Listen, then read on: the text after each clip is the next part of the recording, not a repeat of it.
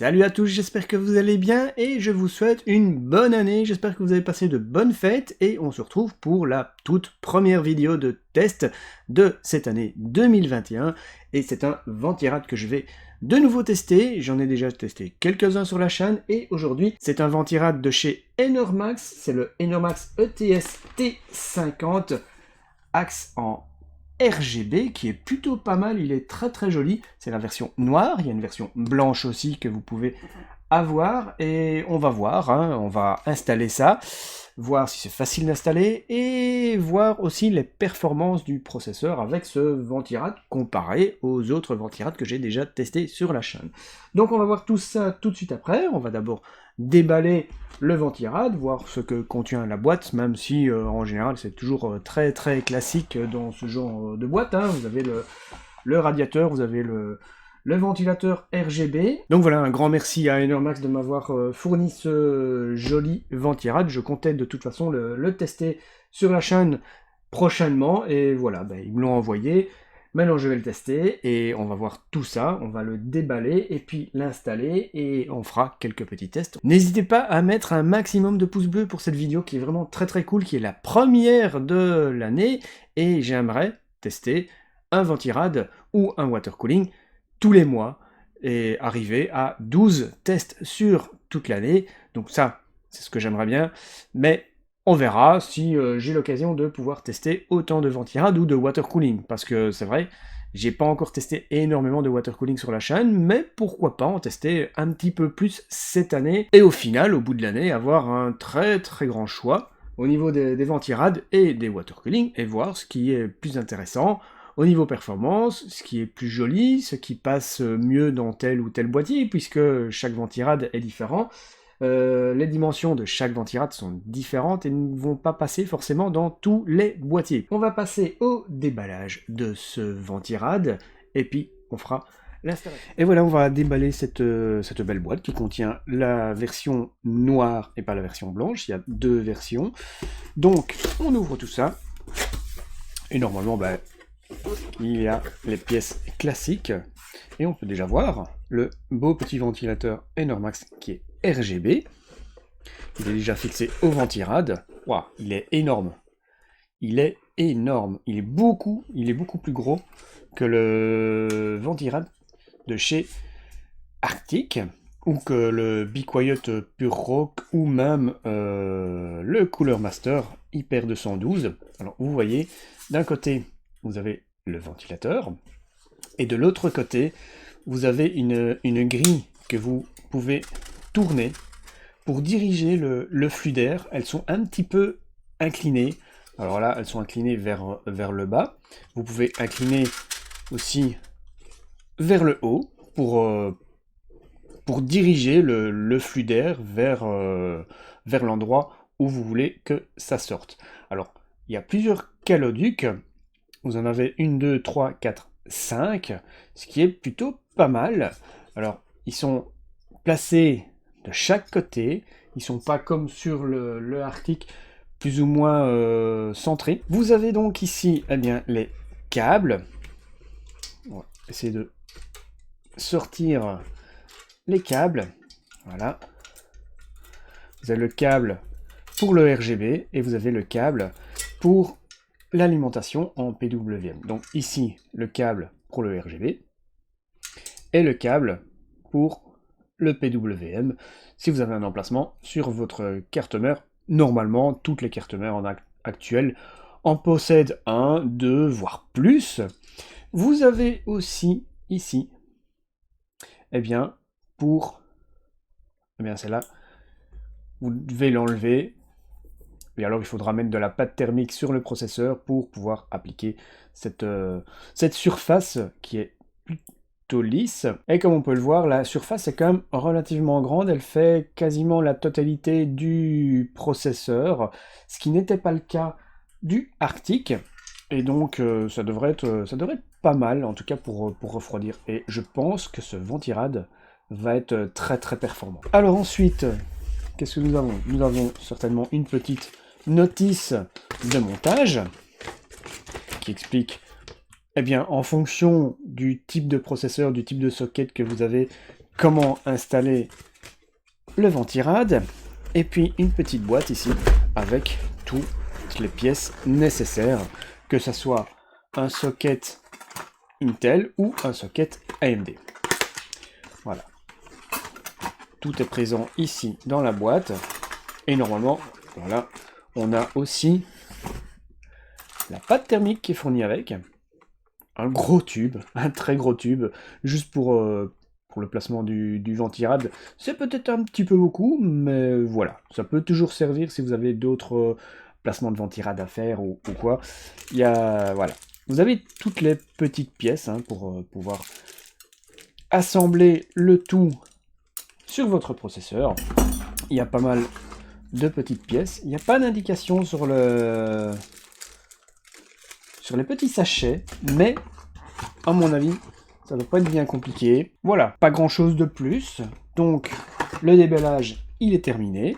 Et bien maintenant, il suffit de faire le placement du ventirad. Et je pense que ça va être relativement facile. Donc on va voir avec ce ventirad ce qu'on obtient comme température et si il est très performant.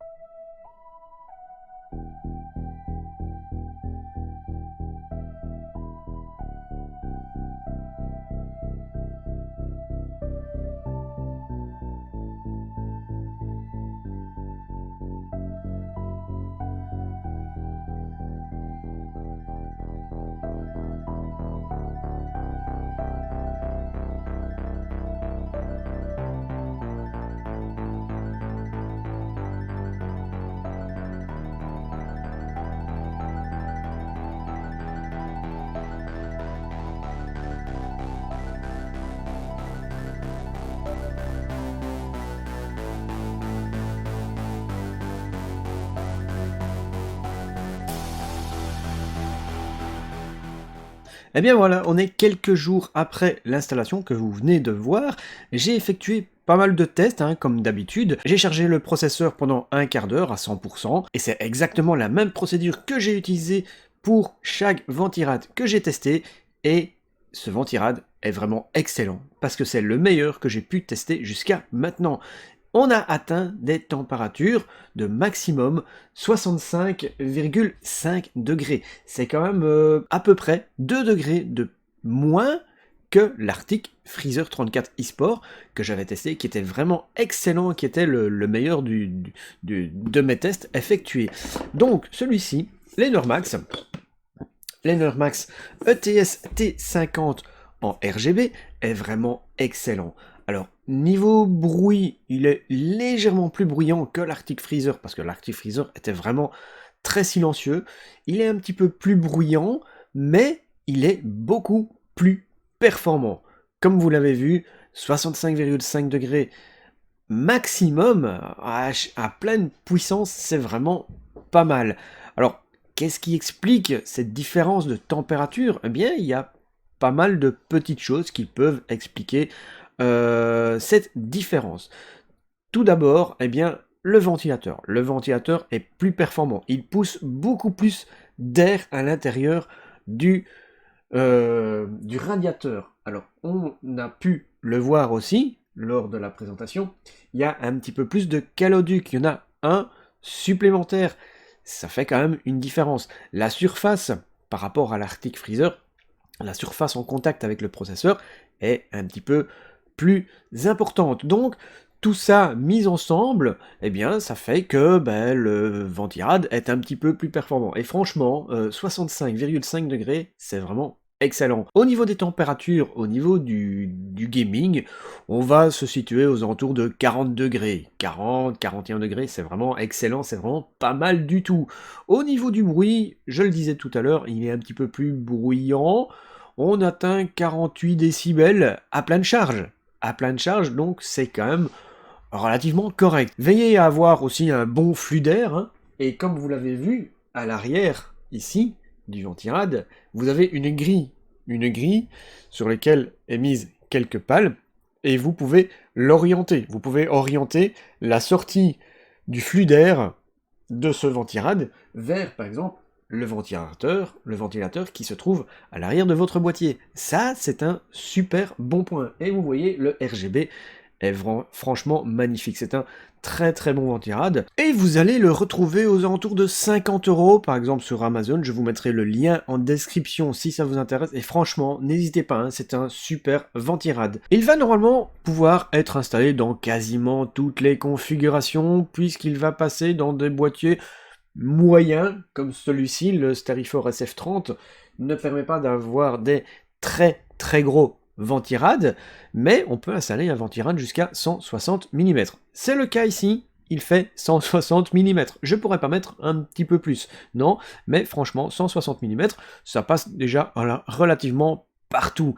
Il est un petit peu plus lourd, que l'Arctic Freezer, il fait 860 grammes. L'Arctic Freezer faisait quand même plus de 200 grammes en moins, donc voilà, ça veut dire qu'il y a beaucoup plus de matériaux, il y a beaucoup plus de matière. Et c'est pas le diffuseur à l'arrière, en plastique, qui va faire la différence de poids. Non, c'est le nombre de caloducs, forcément, et peut-être un petit peu plus d'ailettes.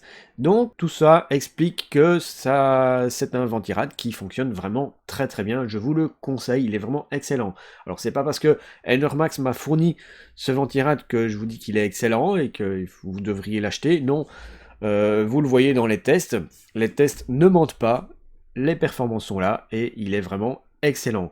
J'espère pouvoir encore tester d'autres ventirad et d'autres water cooling. D'ailleurs, j'ai commandé un water cooling en 360 mm pour le mois de février ou mars. Je ne sais pas encore quand est-ce que je vais le tester, mais en tout cas, il y aura un water cooling de 360 mm de chez Enermax que je vais tester prochainement. Ça sera peut-être le prochain test de water cooling.